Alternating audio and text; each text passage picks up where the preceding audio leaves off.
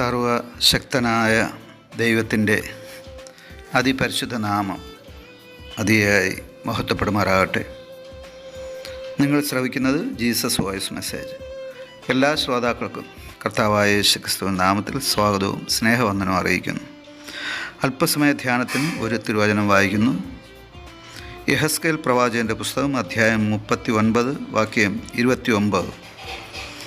ഞാൻ ഇസ്രായേൽ ഗൃഹത്തിന്മേൽ എൻ്റെ ആത്മാവിനെ പകർന്നിരിക്കയാൽ ഇനി എൻ്റെ മുഖം അവർക്ക് മറയ്ക്കയില്ല എന്ന് യഹോവയായ കർത്താവിൻ്റെ അരുളപ്പാട്.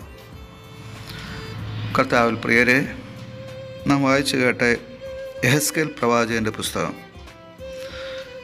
39 അധ്യായം അതിൻ്റെ അവസാന വാക്യത്തിൽ ഒരു ആശ്വാസ വചനമാണ് നാം കേൾക്കുവാനിടയായത്. തിരുവചനത്തിൽ ഇപ്രകാരമുള്ള അനവധി ആശ്വാസ വചനങ്ങളെ നമുക്ക് കാണുവാൻ കഴിയും. ദൈവം കാലാകാലങ്ങളിൽ തൻ്റെ ദാസന്മാരിലൂടെ അഥവാ പ്രവാചകന്മാരിലൂടെ സംസാരിച്ചിട്ടുണ്ട്. അവരുടെ ആശ്വാസത്തിന്, അവരുടെ മുന്നോട്ടുള്ള പ്രയാണത്തിന് മാർഗദർശനമായി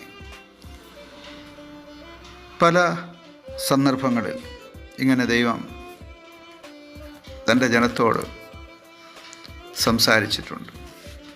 ഇവിടെ നാം വായിച്ചു കേട്ട വചനത്തിൽ അപ്രകാരമുള്ള ഒരു പ്രത്യേക സാഹചര്യത്തിൽ അഥവാ ഇസ്രായേൽ ജനം കഷ്ടത എന്ന കഠിന ശോധനയിലൂടെ കടന്നു പോകുന്ന സമയം ദൈവം അവരോട് സംസാരിക്കുകയാണ്. ഇനി ഞാൻ എൻ്റെ മുഖം നിങ്ങൾക്ക് മറയ്ക്കയില്ല എന്ന്. ജീവിതം ദുഃഖപൂരിതമായി തീരുമ്പോൾ, പ്രതിബന്ധങ്ങളും പ്രയാസങ്ങളും നമ്മെ അലട്ടുമ്പോൾ, കഷ്ടതകൾ ഒന്നിനു പുറകെ ഒന്നായി തിരമാലകൾ പോലെ ആഞ്ഞടിക്കുമ്പോൾ, അവിടെ നമുക്ക് ഒരാശ്വാസം നൽകുവാൻ ആരുമുണ്ടായെന്ന് വരില്ല. എന്നാൽ നമുക്ക് ദൈവവുമായും ദൈവത്തിൻ്റെ മാറ്റമില്ലാത്ത വചനവുമായും ഒരു അടുത്ത ബന്ധമുണ്ടായിരുന്നാൽ ദൈവം തൻ്റെ മാറ്റമില്ലാത്ത വചനത്തിലൂടെ നമ്മോട് സംസാരിക്കുവാനിടയാകും. പലപ്പോഴും പല ദേശങ്ങളിലെ രാജാക്കന്മാർ ഇസ്രായേലിനോട് യുദ്ധം ചെയ്യുവാൻ അവരുടെ സൈന്യവുമായി കടന്നു വന്നിട്ടുണ്ട്. അപ്പോഴൊക്കെ ഇസ്രായേൽ ജനത്തിൻ്റെ മുമ്പിലുള്ള നീറുന്ന പ്രശ്നങ്ങൾക്ക് മുമ്പിൽ അവർക്ക് പരിഹാരമായത് ചില പ്രവാചകന്മാരെ ദൈവം അവരുടെ അടുക്കൽ അയച്ച് അവരോട് സംസാരിച്ച ആശ്വാസ വചനങ്ങളാണ്.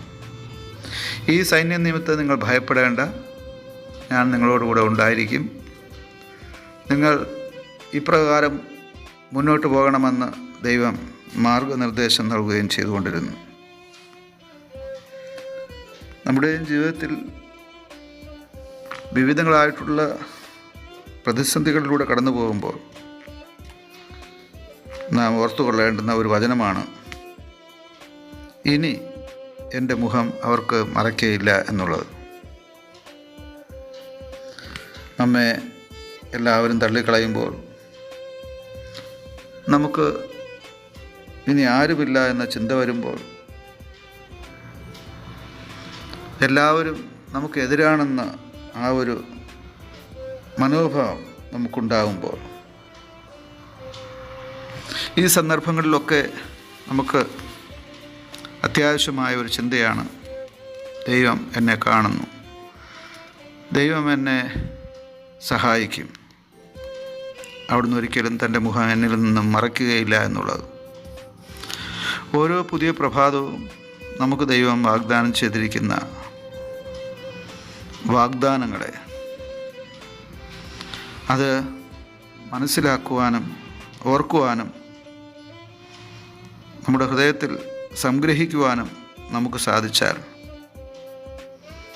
ദൈവം നമ്മെ വചനങ്ങളിലൂടെ ആശ്വസിപ്പിക്കുവാനിടയാകും. കർത്താവെ, സകല ആശ്വാസവും സകല വിധത്തിലുള്ള പ്രശ്നങ്ങളിൽ നിന്നും വിടുതലും ഞങ്ങൾക്ക് നൽകണമേ എന്നുള്ള ഒരു ചെറിയ പ്രാർത്ഥന പ്രതിസന്ധികളുടെ മധ്യേയും പ്രാർത്ഥിക്കുവാൻ നമുക്ക് കഴിഞ്ഞാൽ ദൈവം നമ്മോട് സംസാരിക്കുന്നത്, ഇനി എൻ്റെ മുഖം നിങ്ങൾക്ക് മറക്കുകയില്ല എന്നായിരിക്കും. ആമേൻ, ആമേൻ.